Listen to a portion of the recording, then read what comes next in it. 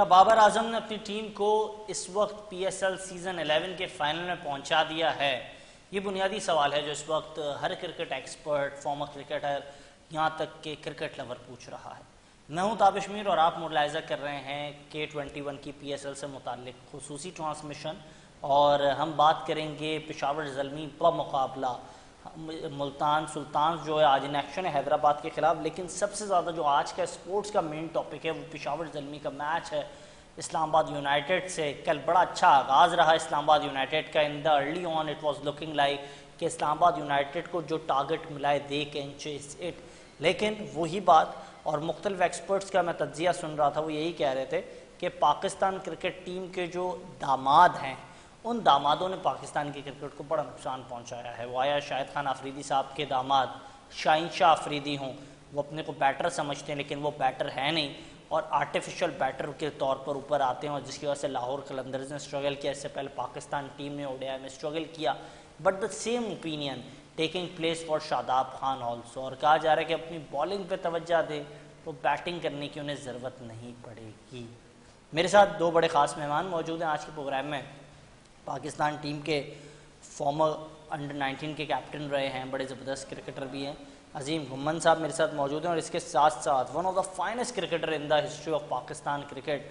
और मुझे याद है बड़ी मुश्किल कंडीशन में वेस्ट इंडीज़ की, ऑस्ट्रेलिया की और साउथ अफ्रीका की कंडीशन में इन्हें टेस्ट किया गया था। पाकिस्तान के लिए फ़र्स्ट क्लास क्रिकेट के अंदर 15,000 से ज़ायद रन, लिस्ट ए में 5,000 से ज़ायद रन, मजमूई तौर पर 21,000 से ज़ायद रन एक क्रिकेटर के, कई सौ कई निफ सेंचुरियाँ, बड़े शानदार बैटर। और हाल ही में ही हमारे प्रोग्राम में मुझे याद है कि अताउर रहमान से जब मैंने इनसे मुतालिक सवाल किया तो उन्होंने कहा कि आप बात कर रहे हैं साजिद अली की, साजिद अली के मुकाबिल इस वक्त कोई क्रिकेटर नहीं है पाकिस्तान का। उन्होंने कहा बाबर आजम भी उनसे काफ़ी दूर है। साजिद अली वो बैटर थे जिससे वक़ार यूनिस, मैं और वसीम अकरम बॉल करने से घबराते थे। तो साजिद अली साहब बहुत शुक्रिया कीमती वक्त देने के लिए। और अजीम गुम्मन, सबसे पहले मैं अजीम गुम्मन आपसे सवाल करता हूँ। अब सवालात उठ रहे हैं बाबर आजम को क्यों पाकिस्तान टीम में T20 में मुकम्मल तौर पर एतमाद नहीं किया जाता है, बाबर आजम को क्यों नहीं पाकिस्तान टीम में दोबारा एज एन ओपनर जो है इस्टेब्लिश नहीं किया जाता है, T20 की जो मैनेजमेंट है वो क्यों स्ट्राइक रेट की बात करती है, बाबर आजम की क्लास देखे, क्वालिटी देखे, क्या कहेंगे? जी अस्सलाम वालेकुम। और सबसे पहले साजिद भाई को मेरा बहुत बहुत सलाम। और देखिए, आपने अभी बात की बाबर आजम की, तो बाबर आजम के मुतालिक मैं इस पे सिर्फ इतना ज़रूर बोलूँगा कि सबसे पहले जहाँ तक मुझे याद है यही मीडिया होता है जो 6 महीने पहले कहता है या 2 महीने पहले कहता है कि इसको ओपनिंग नहीं करनी चाहिए, इसका स्ट्राइक रेट का वो है। जब मिडिल ऑर्डर आता है फेल होता है तो वही मीडिया कहता है कि जी इसको बाहर कर देना चाहिए, क्योंकि ये चीजें जो चलती तो आइदर सोशल मीडिया पे या टेलीवाइज मीडिया पे है ना, ऐसे ही है जी। तो सबसे पहले तो उधर लिखा जाता है और फिर आज आप कह रहे हैं कि मीडिया कह रहा है कि जी उसको T20 नहीं, ये सवाल उठ रहा है। देखिए बात सुने अजीम भाई, आपकी बात बिल्कुल ठीक है, लेकिन मीडिया तो सवाल करता है। अब रही बात पहले जो इस वक्त की मैनेजमेंट की खिलाना या नहीं खिलाना एज एन ओपनर, तो ये पीसीबी का काम है ना अजीम भाई। पॉजिटिव क्रिटिसिज्म तो बर्दाश्त है और होनी भी चाहिए। और आई थिंक सो हर कोई बर्दाश्त करता भी है और सहता भी है और समझता भी है। मैं बहुत न्यूट्रल हो गया, मतलब मैं एजेंडे के तहत एक न्यूट्रल बात कर रहा हूँ आपसे, कोई वो नहीं है। नहीं, मैं उस बात को उस तरीके से नहीं ले रहा। मैं कह रहा हूँ आप बिल्कुल ठीक कह रहे हैं कि चले मीडिया ने क्रिटिसाइज किया या एक नैरेटिव बिल्डिंग की, ओपिनियन रखा, लेकिन माइक हेसन कहते हैं कि बाबर आजम 6 ओवर जो है अगर उससे पहले उनकी बैटिंग आ जाएगी तो मैं उन्हें 1 डाउन भेज दूंगा या फिर उनको मैं T20 में कंसीडर ही नहीं करूंगा। अब ये तो मैनेजमेंट की ऐसी सोच है ना सर। वो ठीक है, देखिए माइक हेसन की वो सोच होगी और हर बंदा अपने हिसाब से सोचता है, बट मैं तो सिर्फ इतना सवाल पूछता हूँ कि एज एन ओपनर बाबर आजम ने कब परफॉर्म नहीं किया T20 क्रिकेट? हमेशा किया। आई थिंक सो स्ट्राइक रेट पे बात आई थी, जो भी आई थी, सही है। तो जो खेल रहे हैं, मैं पहले भी बोल चुका हूँ, उनका कौन सा मतलब ठीक है। आप बाहर मुल्क में देखें, आप मिसालें देते हैं, रूट को, स्टीवन स्मिथ को, कोहली को, सबको बाहर किया, केन विलियमसन को किया, सारे ग्रेट्स हैं, बट उनकी रिप्लेसमेंट अगर कोई आई तो 160 के स्ट्राइक रेट वाली आई, 150 के स्ट्राइक रेट वाली आई। आपके इधर आप जरा स्टैट्स देखें, कोई है ही नहीं 134 के स्ट्राइक रेट से ऊपर। तो फिर उस टीम में बाबर आजम की कैसे जगह नहीं बन सकती जिसके सबसे ज्यादा रन है। तो अभी भी मेरा मतलब इन शॉर्ट आपके सवाल का जवाब ये है कि बिल्कुल बाबर को मेरे हिसाब से T20 टीम में होना चाहिए, और जिस तरह वो अब परफॉर्म कर रहे हैं और प्रूव कर रहे हैं वापस से, तो I think so he should be there. सही कह रहे हैं, लेकिन मैं आपसे जानना चाहूँगा साजिद अली साहब, काइंडली मुझे बताइएगा, ये बातें तो सारी हो रही है, माजी का बाबर आजम वापस आ गया, बैट पैच बाबर आजम का ख़त्म हो गया, सब कुछ हो गया। एज अ क्रिकेटर, वो क्रिकेटर जिसने बड़े बड़े बॉलर्स का सामना किया, डोमेस्टिक में इतनी ज़बरदस्त परफॉर्मेंस आपकी रही, आपने पाकिस्तान के लिए बड़ा ज़बरदस्त परफॉर्म किया। मुझे काइंडली बताइएगा साजिद अली साहब, as a cricketer, as a former batter and as an opener, Babar Azam के अब भी मैच फिनिशर हैं? जो हम बात करते हैं विराट कोहली की और बाबर आजम की, क्या अब उनका कंपैरिजन बनता है? जी साजिद अली साहब। जहाँ सबसे बड़ी बात है, देखो मैच फिनिशर तो है, इसमें तो कोई शक नहीं है। आप इस तरह सेंस में लें, अगर वो एंड तक खेल रहा है तो मैच फिनिश करके आएगा, जिससे भी मैंने उसके मैचेस देखे हैं अभी तक। एक बात। दूसरी बात ये है कि यार हम लोग इतने खतरनाक लोग हैं, हम हर किसी की बात कर रहा हूँ मैं, कि किसी का अगर कोई पीछे पड़ जाए ना तो उसको जब तक वो कबर में नहीं उतार देता ना, जब तक उसको छोड़ता नहीं है पीछा। सही है।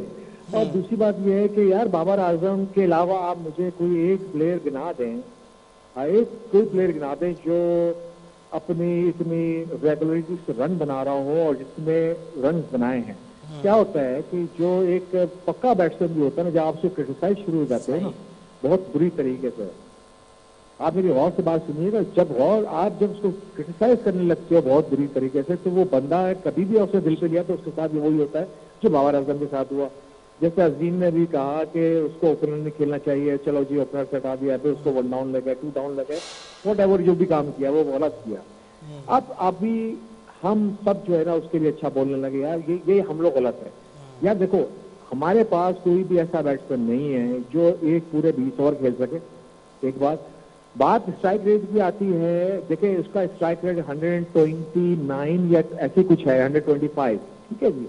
हम ये ऐसे कुछ रेट है। अगर आप उसके T20 के रन देख लें, जितने भी आज तक उसने बनाए हैं, क्या नंबर है उसका, ये सब निकाल लें, और उसका क्या एवरेज है T20 के अंदर ये निकाल लें, और दुनिया के और प्लेयर्स का निकाल लें। हाँ देखिए, जहां पे आप 200, 250, 250 चेस कर रहे हैं आप, तो वहां पे तो हमारे बड़े बड़े बैट्समैन जो है ना वो पीछे रह गए। देखिए, मैं इस T20 क्रिकेट के अंदर जो एक बड़ा बैट्समैन जिसको मैं मानता हूँ कि T20 क्रिकेट में जिसको पहली बॉल से, वो है फकर जमान। आपने उस जैसे बैट्समैन तक को जो है ना वो साइड लाइन कर दिया या उसको मैचेस नहीं खिलाए, तो हम लोग तो ये लोग हैं, हम लोग ये करते हैं। तो बाबर आजम को तो आप समझते हैं कि ये एक ऐसा प्लेयर है जो आज वो रन बना रहा है, तो सब लोग कह रहे हैं यार क्या वो तो वापस आ गया। तो भाई वो कभी भी नहीं गया था, वो कभी भी नहीं गया था। वो उसकी कभी वजह फॉर्म ऊपर नीचे इसलिए हुई कि लोगों ने बहुत क्रिटिसाइज किया उसको। देखिए, स्ट्राइक रेट की बात 100% आती है T20 के अंदर, मगर एक आदमी जो अपना गेम है ना वो बिल्कुल चेंज कैसे कर सकता है, नहीं कर सकता। मगर अभी आप उसकी बैटिंग में देखिए, उसकी बैटिंग में बहुत चेंज है, बहुत। जब से ऑस्ट्रेलिया से खेल के आया है उसने बहुत वर्क किया अपने आप के ऊपर, एक्स्ट्रा कवर पे छक्के मारना, मिड विकेटों पे छक्के मारना, तो ये अब उसने चेंज किया है। तो मेरे ख्याल से आने वाले टाइम के अंदर उसका आप देखेंगे कि उसका एटीट्यूड चेंज हो गया है। अब वो आप डिफरेंट मैचेस में भी देखिएगा। लेकिन एज अ क्रिकेटर आप बात बिल्कुल ठीक कह रहे हैं। अजीम गुम्मन, मुझे ये भी बताइएगा, when we are talking about Babar Azam, हमारा ओपिनियन तो बड़ा तब्दील किया शान मसूद ने भी। कल तक हम उन्हें कंसीडर ही कहीं नहीं कर रहे थे, हम कह रहे थे वो टेस्ट में भी उनकी जगह नहीं बनती, लेकिन नाउ ही इज़ परफॉर्मिंग ना PSL, बड़ी ज़बरदस्त परफॉर्मेंस का मुजाहरा कर रहे हैं, but he is getting establish in the middle orders. और इसी के साथ साथ हसन नवाज़ की बात की जाए, उन्होंने हमारे ओपिनियन को गलत साबित किया। साथ साथ अगर बात की जाए दीगर और खिलाड़ियों की, समीर मनास जिस टैलेंट के साथ उन्होंने अपना अंडर-19 करियर का आगाज़ किया, उन्होंने उसको शफल किया इस वक्त PSL के अंदर और उसको वहाँ शिफ्ट करते हुए दिखाई दिए। बाकी दीगर खिलाड़ियों उन्होंने भी घेर अप किया। तो क्या समझते हैं, if we are talking about Babar Azam, दीगर खिलाड़ियों के साथ ज्यादती नहीं होगी? नहीं, देखें, इतने बड़े परफॉर्मर के आने से किसी और खिलाड़ी के साथ क्यों ज्यादती होगी। और खास तौर पे अगर बात की जाए, अगर आप परफॉर्मेंस को भी कंपेयर करें, तो मेरे ख्याल है इस टीम में कई ऐसे परफॉर्मर होंगे जिनकी परफॉर्मेंस या रन बाबर आजम से कम होंगे। तो अगर इस तरह से सवाल उठेगा तो फिर वो शायद उस तरफ उठना चाहिए, इधर तो नहीं उठना चाहिए। और जहाँ तक आपने बात की समीर मिनाज की, यार बड़ा ही ज़बरदस्त नाम लिया आपने। बैट्समैन, ओपनिंग बैट्समैन, और मुझसे बेहतर आई थिंक सो साजिद भाई उसके हवाले से और बेहतर बता सकते हैं ऑफ कोर्स आपको। मुझे लगता है कि उस टेक्निकली बड़ा साउंड है, बड़ा सॉलिड है। और बाबर आजम के बाद एक और प्लेयर ऐसा दिख रहा है जो जमीन पे भी तेज रफ्तारी से रन कर सकता है, पॉसिबिलिटी है, अच्छी ड्राइव्स, अच्छी कट्स, उसके अलावा उसके पास पावर हिटिंग शॉट्स भी हैं। तो बड़ा अच्छा प्रिपेयर्ड टैलेंट है। और जिस तरह से उसने अंडर 19 में देखे, अंडर 19 हम भी खेले, 80 होना 100 होना हो जाता है, बट वनडे क्रिकेट में पाकिस्तान की तरफ से इंडिया के अगेंस्ट इन अ प्रेशराइज्ड सिचुएशन 170 180 एक बार नहीं दो बार करना, दैट शोज द गट्स कि उसमें गट्स हैं। And definitely he is the material for international cricket. और I personally think first class उसको अभी मेरे ख्याल खेला नहीं है, फर्स्ट क्लास खेलेगा तो और इसमें और ज्यादा फ्लरिश हो अच्छा, जाएगा। As a former captain of under 19 मैं आपसे जानना चाहूँगा, when you are playing in under 19 और फिर when you are going to play as a professional cricket, कितना फ़र्क होता है पाकिस्तान में? क्योंकि दुनिया भर में तो क्रिकेट बड़ी अलग है, पाकिस्तान की क्रिकेट बड़ी मुख्तलिफ है। और फिर हमने देखा माजी में अंडर 19 बड़े बड़े ज़बरदस्त नाम है, जैसे आपका नाम लिया जाता है, इसी तरह मुझे याद है शायद कुमरानी बड़े अच्छे अंडर 19 के क्रिकेटर थे, दीगर और भी अंडर 19 के बड़े अच्छे स्टार्स हैं। हसान खान को हमने अंडर 19 में देखा, वो बड़े अच्छे इस तरह के स्टार्स आते रहे लेकिन उनको चांस नहीं मिला। याद होगा साजिद भाई को भी, एक बड़े अच्छे फास्ट बॉलर थे अतीकुर रहमान, लेकिन वो उस तरीके से अपने इंटरनेशनल करियर के अंदर एक्सपोजर हासिल नहीं कर पाए। तो क्या कहेंगे, ऐसी क्या चीज़ होती है जो हम मिस कर लेते हैं कि जो अंडर 19 का बड़ा शानदार करियर होता है वो इंटरनेशनल में जो है शिफ्ट नहीं हो पाता है? या personally with the experience I think सो सबसे पहले तो it's a matter of a luck also, ठीक है, इसमें तो कोई दो राय नहीं है, लक भी होती है। कब कहाँ किसके आगे इनिंग खेल रहे हो, कब कहाँ किसके आगे कर रहे हो और कौन है कौन नहीं है। उसके अलावा मुझे लगता है कि पीछे रहने की वजह मेन इंसान की खुद ही होती है, खुद की उसकी कोताहियाँ होती है, कोई ना कोई। और लक तो होता ही है और उसकी खुद की भी कोताहियाँ होती है। मैं पर्सनली इस तरह से लेता हूँ चीज़ें।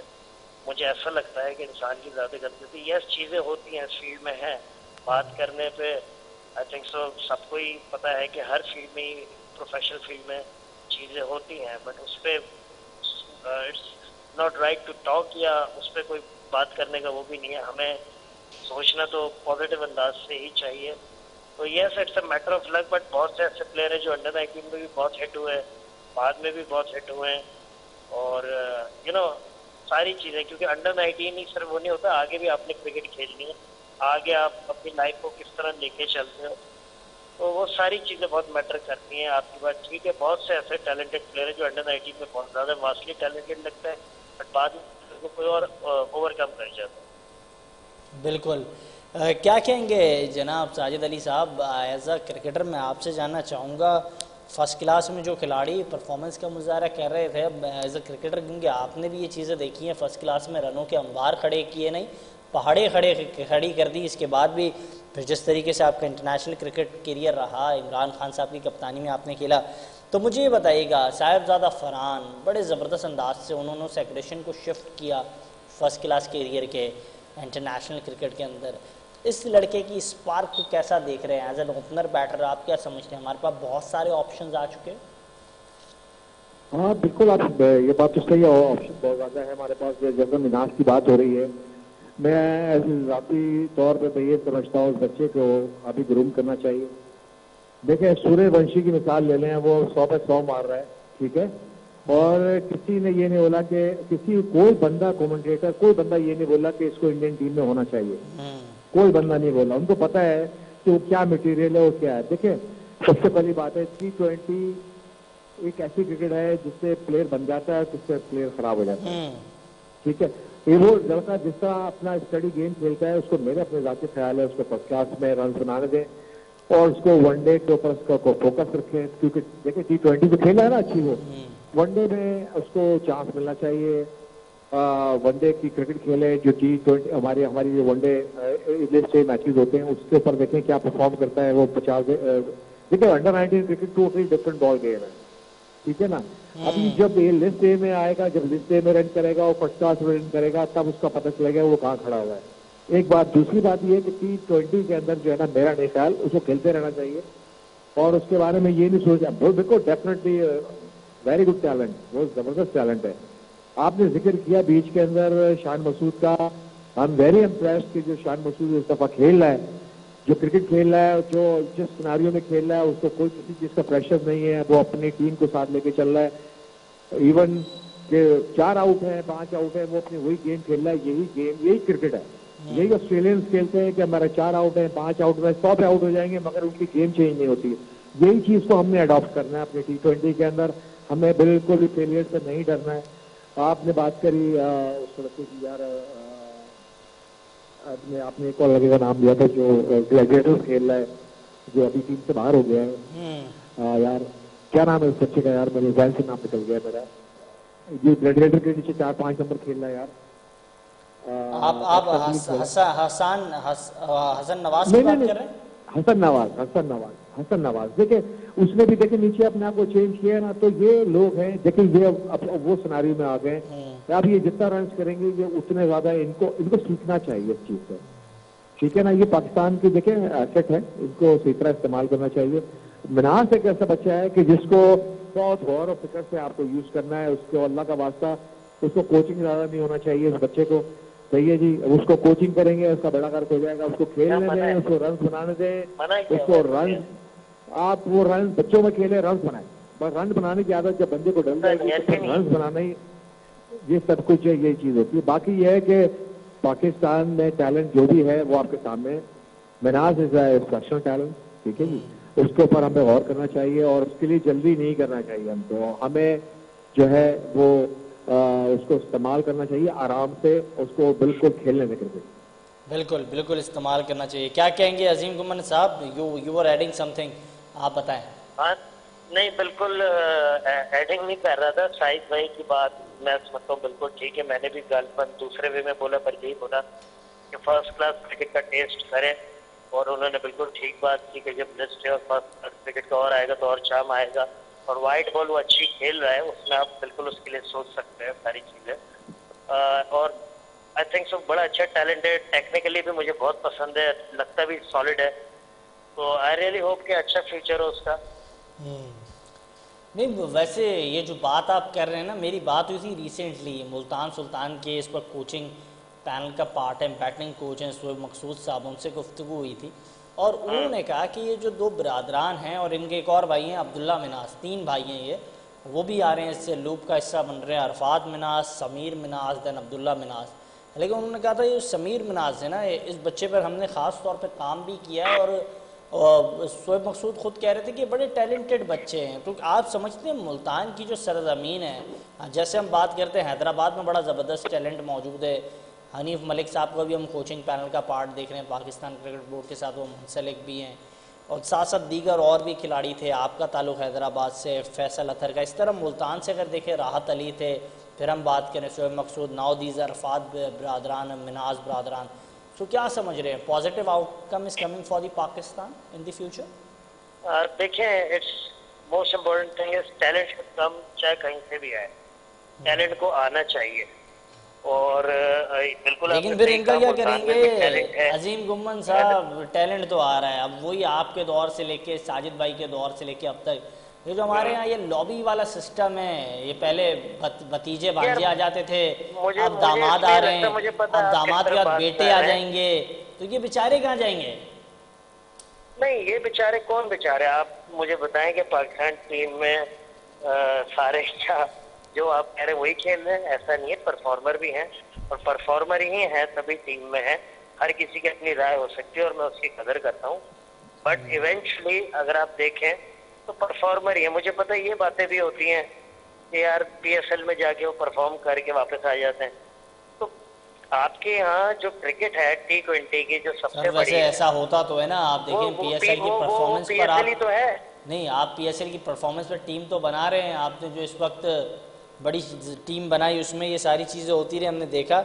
लेकिन यार आई थिंक सो PSL की परफॉर्मेंस से टीम बनाने में कोई हर्ज नहीं होना चाहिए। हाँ, but it should be T20 ये बिल्कुल मैटर करता है। ओके ओके, बिल्कुल आपने बजा फरमाया। मेरे साथ मौजूद थे अजीम गुम्मन साहब, बहुत शुक्रिया गुफ्तगू करने के लिए। हाँ, लेकिन हमारे साथ प्रोग्राम के पार्ट रहेंगे साजिद अली साहब, उनसे बड़ी बातें हमें मालूम करनी है, लेकिन यह वक्त है एक शॉर्ट ब्रेक का।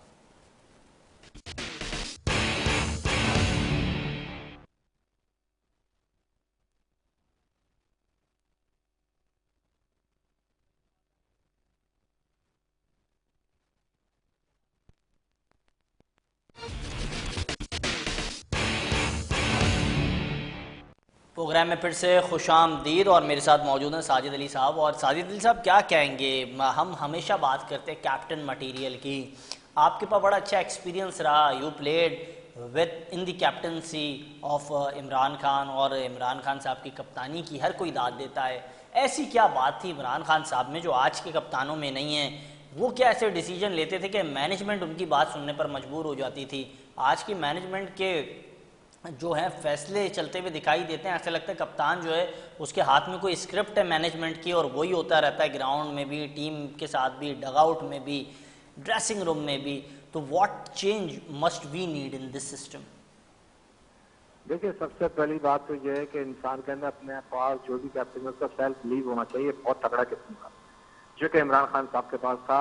वो सेल्फ बिलीव उनका अच्छा था कि उनको पता था कि मैंने ये चेंज करना है, और सामने जो प्लेयर मेरा है उस पर इतना भरोसा होता था उनको कि उनको किसी चीज की जरूरत ही नहीं थी। आजकल क्या है, आजकल के मामला ये है कि कोई भी, असल में हमारे यहाँ एंगलिंग बहुत है कि ये यार ऐसा ना हो कि ये कोई अच्छा कर जाए तो फिर ये लंबे कप्तानी कर जाए और फिर ये हो जाए, फिर वो हो जाए, तो फिर मामला क्या होते हैं कि फिर वो जो है ना, वो परफॉर्मेंस जहाँ जाना चाहिए वो परफॉर्मेंस वहाँ नहीं जाती। उसमें तो कसूर तो फिर आपके कप्तान का नहीं है ना। अब बात वो मामला यही है, बात वो यही है कि हम जो है ना किसी को भी कप्तान बनाते हैं उसको एक लंबा रन दे, ठीक है ना, और उसकी देखें कि क्या उसकी एबिलिटी है और वो क्या अच्छा, एक और चीज जो हमने देखी, जो हमने स्टडी की जो सर, अपनी एसोसिएशन के लिए, अपने डिपार्टमेंट के लिए जी, और इसके लिए कप्तानी करते हैं, वो आपको नजर आया था, ठीक है। बिल्कुल। अच्छा, एक और चीज साजिद साहब काइंडली मुझे गाइड कीजिएगा। हमने एक चीज देखी, सीखी वक्त के साथ साथ, पाकिस्तान की क्रिकेट में 3 ऐसे टेन्योर गुजरे जिसमें कहा जाता है ये बेहतर कप्तान थे, अच्छे कप्तान थे। खान साहब, फिर यूनिस खान एंड देन सरफराज। अगर खान साहब की बात की जाए, जब वो कप्तान बने उन्होंने माजी के जितने भी सीनियर खिलाड़ी थे, ज़हीर भाई थे, माजिद खान साहब थे, दीगर जितने सीनियर्स थे उन्हें टीम से निकाल दिया। When we comes to Younis Khan, तो उन्होंने अपने टेन्योर में, when he was a captain in 2009 में, तो उन्होंने भी सीनियर्स खिलाड़ियों को निकाल दिया। नई टीम के साथ फवाद आलम का डेब्यू देखा, सईद अजमल को हमने देखा, बाकी और नए खिलाड़ियों को देखा। When it's come to now Sarfaraz captaincy in champions trophy, एक नई टीम, नए लड़के और एक नई जुस्तजू, ना लॉबी नज़र आई, ना कुछ इस तरह की बात हुई में नए लड़के थे। ये बात होती है कि जब सीनियर खिलाड़ी जो है ज़्यादा सीनियर हो जाते हैं, उनके सर पे जो है सियासत दौड़ती है। जब नौजवान खिलाड़ी होते हैं उनके जज्बा अलग होता है, मैच विनिंग बातें अलग होती हैं, और ये चीज़ होनी चाहिए, तब्दीली जल्दी जल्दी आनी चाहिए। यार असल बात यह है कि हमारे यहाँ सबसे बड़ा मसला ये है सीनियर प्लेयर्स का, मैं किसी का नाम नहीं लूंगा, असल में वो रिटायर होने के बाद रिटायर नहीं होते, बेसिकली बात ये होती है। अब देखें, ये बड़ा हमारे इधर हमारे को बड़ा मसला है हमारे साथ कि जो हमारे प्लेयर हैं वो रिटायर होने के बाद रिटायर नहीं होते, तो वो क्या करते हैं, जो आने वाला जो नया लड़का होता है ना, उसके साथ जो वो करते हैं ना, वो आज जो अक्लमंद लोग हैं उनको सबको पता है कि क्या होता है, सही है ना। तो हमें जिस तरह हम किसी को कम बैक नहीं करेंगे ना, किसी को भी, तो कोई प्लेयर भी नहीं बन सकता किसी के अंदर अगर थोड़ी सी भी जरासीम है ना कप्तान बनने के, वो बेसिकली हम जो है ना किसी को आगे जाने नहीं देते। तो बात तो यही है, अगर आपने देखें किसी को भी जैसे फर्स्ट कर आप बाबर आजम को दोबारा कप्तान बना देते, अच्छी बात है। देखें एक आपका सीनियर प्लेयर है, एक मिसाल दे रहा हूं मैं, एक सीनियर प्लेयर है और सीनियर प्लेयर जो है ना वो खेल के बहुत, लेकिन सर इस वक्त जो टीम का हाल है, इसमें कौन बंदा कप्तान होना चाहिए T20 का? मुझे तो बहुत मुश्किल लग रहा है। मैं ईमानदारी की बात बताऊंगा कि बड़ी अजीब सी बात लगेगी आपको मेरी, अगर आप शान मसूद को अगर अंडर 20 अगस्त की क्रिकेट के अंदर आप शान मसूद कंसिडर कर रहे हैं ना, तो मैं समझता हूँ शान मसूद अपने कैप्टन बना रहे हैं। अभी आपने बात कर रहे थे, आप प्रोग्राम के आगाज में आपने फखर जमान का कहा, आपने कहा बड़ा जबरदस्त खिलाड़ी है ये, आपने हमेशा इसको बड़ा लाइट लिया, और जिस तरीके से हमारे सिस्टम ने इसके साथ ज्यादती की, नहीं समझते फ़खर जमान की एग्रेशन को देखकर, उसकी अप्रोच को देखकर, क्या इसमें कैप्टन मटेरियल नजर नहीं आता आपको? देखिए कैप्टन मटेरियल वो देखिए वो मेरे हिसाब से कर सकता है, अगर ये हर चीज को बाला साफ कर दे ना, वो वैसे न्यूट्रल आदमी है वो, इसमें कोई शक नहीं है, न्यूट्रल आदमी है वो कर सकता है, तो आप उसको चांस देके दे सकते हैं। देखिए आपने चांस देंगे तो कोई आप चीज को ढूंढ सकते हैं, तो आप चांस दें, बिल्कुल बिल्कुल दें, आपने और लोगों को चांस दिए हैं, आप बिल्कुल दें। अच्छा, ये एक बयान बड़ा वायरल है, टीम की परफॉर्मेंस इतनी अच्छी थी नहीं, कप्तानी हमने उतनी अच्छी देखी नहीं जनाब रिजवान साहब की, उनकी बैटिंग भी बड़ी बैट पैच दिखाई दे रही थी, वो फॉर्म में नज़र नहीं आ रहे थे, लेकिन उनका बयान बहुत ज़्यादा वायरल हुआ। उन्होंने कहा हमने कोशिश की कि हैदराबाद जो है उसको नहीं जीतने दें, लेकिन उनकी परफॉर्मेंस ऐसी थी कि हमने कहा कि हैदराबाद ने जो उस तरीके से परफॉर्म किया पूरे इवेंट में अपने साथ ज्यादती की, लेकिन उनकी परफॉर्मेंस को देखते हुए वो जीती है। अब ये बयान बड़ा वायरल हुआ, इस पर हम्माद आजम का भी रद्द-ए-अमल आया कि मुझे बड़ा अफसोस हुआ ये बयान सुनकर, आप क्या कहेंगे इस पर? यार असल में मैं तरीके बताऊँ, मैंने वो बयान सुना नहीं है इसलिए मैं कुछ कह नहीं सकता। अगर मैंने सुना होता ना, मैं डेफिनेटली आपको अपनी कोई ना कोई राय देता। मैंने वो सुना नहीं, क्योंकि मैं असल में मैं इतना पक गया हूँ ना, क्रिकेट थोड़ी बहुत देख लेता हूँ मैं, मगर मैं बिल्कुल भी, आप यकीन करना, मैं इतना दुखी हूँ ना अपने क्रिकेटर से कि सर अगर आप सर यही तो बात है, अगर आप पाकिस्तान की क्रिकेट की सियासत को समझते, जितने बड़े आप क्रिकेटर थे, वो यही सारे क्रिकेटर यहाँ के यही कहते हैं कि जितने बड़े आप क्रिकेटर थे तो आप बहुत आगे होते, लेकिन वही बात है, आप नफीस इंसान है, इसके लिए आपने जितनी क्रिकेट खेली बड़ी इज्जत से खेली और अच्छी खेली। बहुत शुक्रिया कीमती वक्त देने के लिए। साजिद अली साहब मेरे साथ प्रोग्राम का पार्ट थे, आपने उनकी गुफ्तगू मुलाहिजा की और यही कह रहे थे कि इस वक्त जो पाकिस्तान की क्रिकेट है वो बेहतर हाथों में होती, तो नताइज और बेहतर हो सकते थे। इसी के साथ इजाज़त दीजिएगा।